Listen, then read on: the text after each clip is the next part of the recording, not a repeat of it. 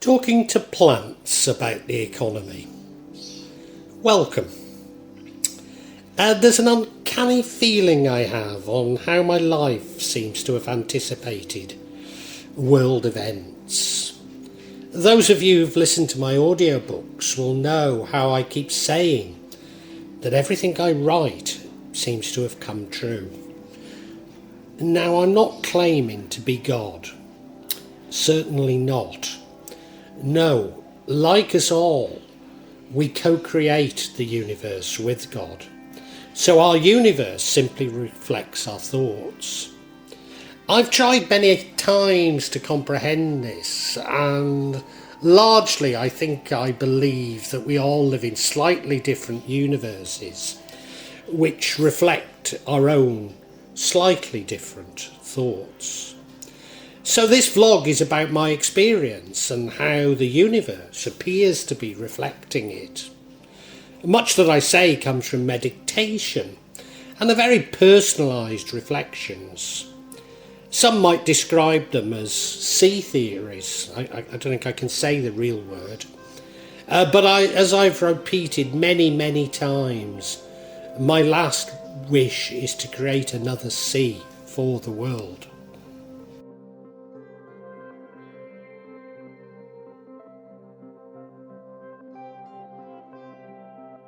About me. Well, I grew up in Shropshire, one of the most beautiful and certainly the most mystical counties in the UK.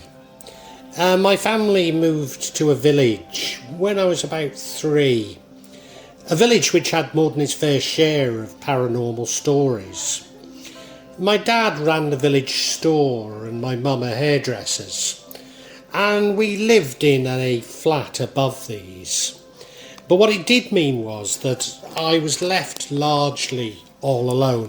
I don't want it to sound like I was neglected. No, whenever they could, they'd run up to see how I was. But what it did mean was that my mind developed very much by itself, having been with my mum all the time previously. And maybe it was this, it was the effect, maybe it was this, or maybe it was the effect of paranormal activity in the village. But you see, I could speak to animals, I could speak to plants, I could speak to objects, especially toys. I had a toy, I suppose you'd call it a doll, you know. I saw it more like a teddy bear, really. And he was called Sailor Boy. And I remember not just once. One time I realised that he was behaving in ways that I was frightened of. Ways that I didn't seem to have control of. Like he had a spirit inside him, or a consciousness of his own. And I was always, although I loved this Sailor Boy, I was always a little bit frightened of him. The other thing I used to be able to do is I used to be able to control objects such as cards and dice and events. Maybe not that well, but with a massively greater success rate than probability would suggest. So I could anticipate or wish what the next card would be, or what the number would be on a roll of a dice. As I say, not far from perfectly, but far more than would be natural due to probability. I often saw and spoke with ghosts and other paranormal creatures. The other thing is, I could leave my body and look down on it. Indeed, I could do this so well that you could perhaps describe what I was doing as flying. As at night time, I would go out of a small skylight window of my bedroom and fly all around the darkened and deserted village before returning to my body and my bed. Slowly, as I went to school and through education, a materialist straitjacket was imposed on my thoughts. And slowly these parts of my life, which had been so real until then, and so important to me, became less and less so. Until eventually I wrote these off as dreams. I had you might say successful, you might say checkered career in sales and business consultancy around the world. But I ended up as an academic at a major international business school. Given that I'd worked for many prestigious economic institutions, many considered me to be an economist, albeit that I actually failed at A-level economics. But then I didn't do particularly well in my A-levels at all, because I discovered many other things, many other distractions by then. Whilst working at this business school, I somewhat inadvertently, and it was only somewhat inadvertently, I blew the whistle on collusion between the private sector and local government. And effectively this spelt the end of my academic career. I mean, it was a long process, but my career was going nowhere after I did that. So eventually I started and ran a number of technology-based companies, largely supplying the UK's public sector.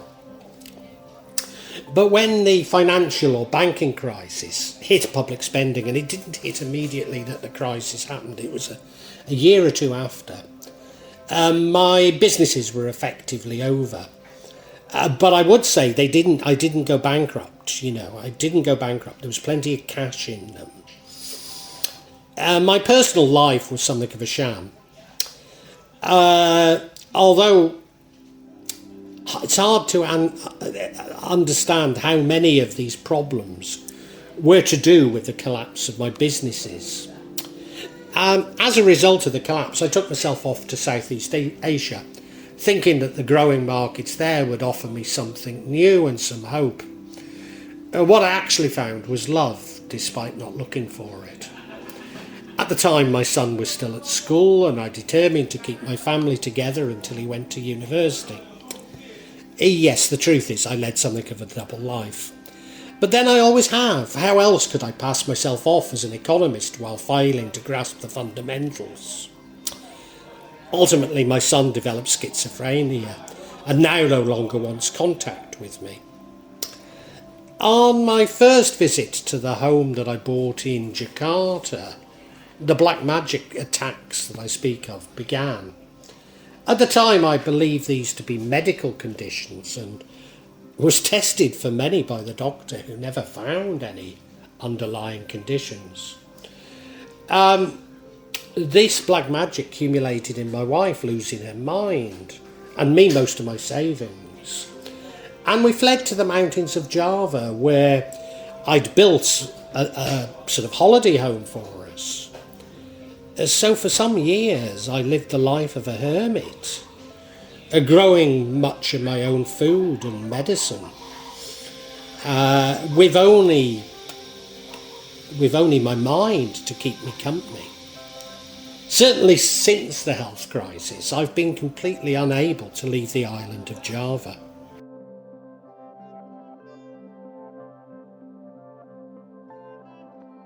Financial crisis. As I say, the financial crisis really spelt the end of New Labour's public spending, and with it many businesses like mine. At the time I could barely comprehend why the banks had been bailed out and not honest businesses like mine. You see, I'd paid millions in taxes. I'd shared 10% of my profits with employees and 10% with charity. And the remainder was largely reinvested, which is the important reason why I didn't actually go bankrupt at all.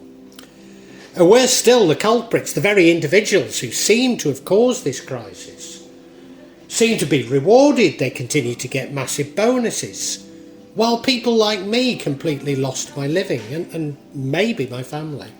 Although, as I say, there were underlying problems. At the time, it was clear to me that the banks had broken the economic system. Were they really too powerful to be allowed to fail? Now, central banks can influence money supply by open market operations. They can increase market supply by purchasing government securities, such as government bonds or treasury bills. This increases the liquidity in the banking system by converting the illiquid securities of commercial banks into liquid deposits at the central bank. This also causes the price of such securities to rise due to the increase in demand and therefore interest rates to fall. These funds have become available to commercial banks for lending, and by the multiplier effect from fractional reserve banking, loans and bank deposits go up many times the initial injections of funds into the banking system.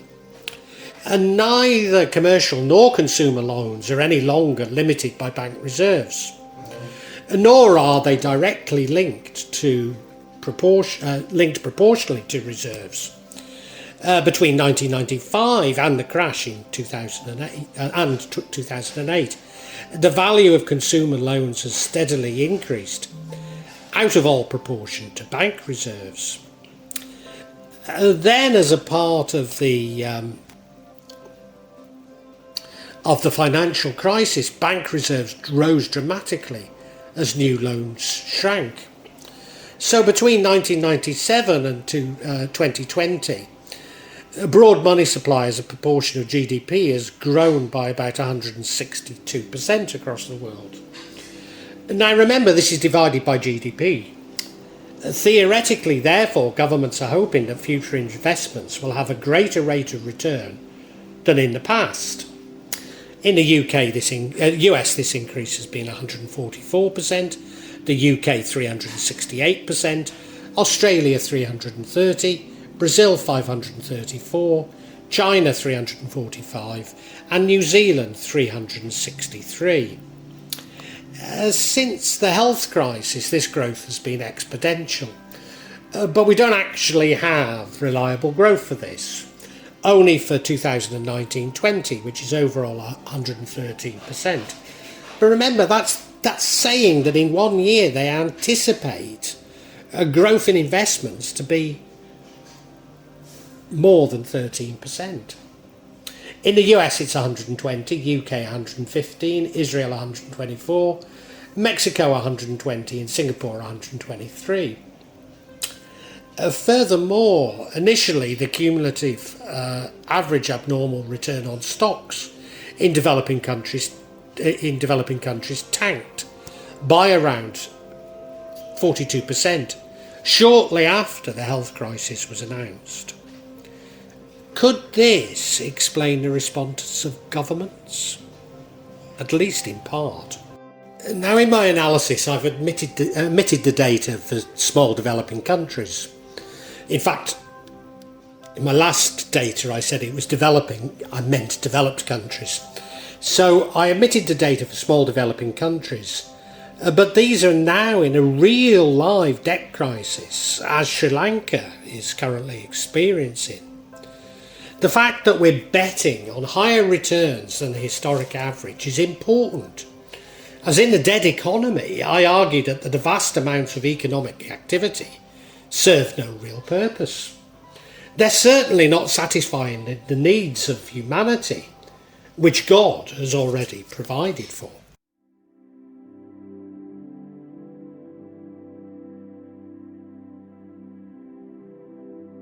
What is money? Well, I've often argued that time and money are human constructs, even constraints on the human imagination. Indeed, both are really a counting system for abstract concepts which mask the hoarding of God's gift to humanity. In other words, we have more than enough resources to live comfortably, but we use money to suggest that some are more deserving of these resources than others, so deserving that they can hoard them while others don't have enough to live. I'm not arguing for a return to the gold standard, as even gold is a construct, although it might at least connect us to our faith in something which is tangible. But fiat money is only based on our willingness to accept this accounting system, and therefore our place within it. So our way of life is predicated on us having confidence in the value of money and the economic system. But this increase in the money supply is testing this confidence, as indeed did shutting down the economy and education during the health crisis. What is this money being used for?